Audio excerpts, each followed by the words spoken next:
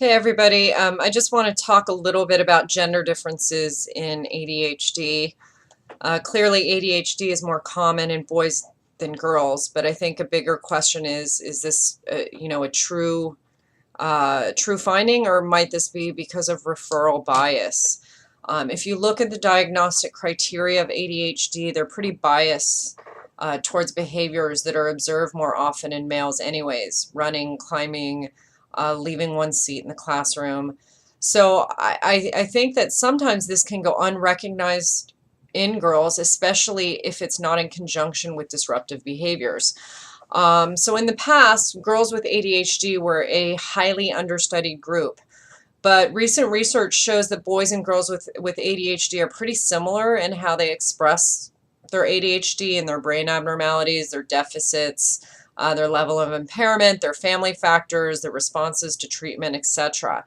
What's kind of interesting is that when girls with ADHD show behaviors like defiance and aggression, they're actually referred at a younger age than boys are. Adults seem to be more concerned about these behaviors in girls than they are boys. Also, girls with ADHD who display more impulsive, hyperactive behaviors are more likely to develop eating disorders later than girls who only show the inattention part. In general, boys are more likely to be referred to clinics due to coexisting disruptive behavior problems.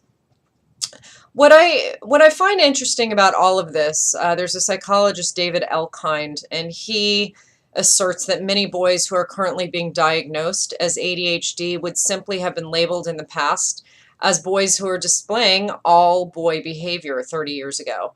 And this is an issue that I've been concerned with. I think there is a growing trend in schools to cut back on play. Physical education has been primarily cut out of the elementary and middle school curriculum. And I ask myself, has this contributed in the rise or in the diagnosis of ADD and ADHD? I mean, children were never really meant to sit for long hours in classrooms that are too large. So as Elkind puts it, parents and schools are no longer geared toward child development, they're geared toward academic achievement.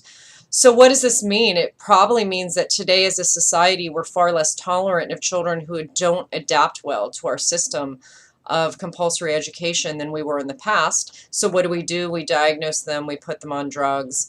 And I've argued for a long time that due to the increased competitive and the standardized nature of schooling, behaviors in the past that would have been regarded as maybe even within the range of normal are no longer now considered normal behaviors. So it's my belief that perhaps this rushing of children through childhood is a contributing factor in diagnosis.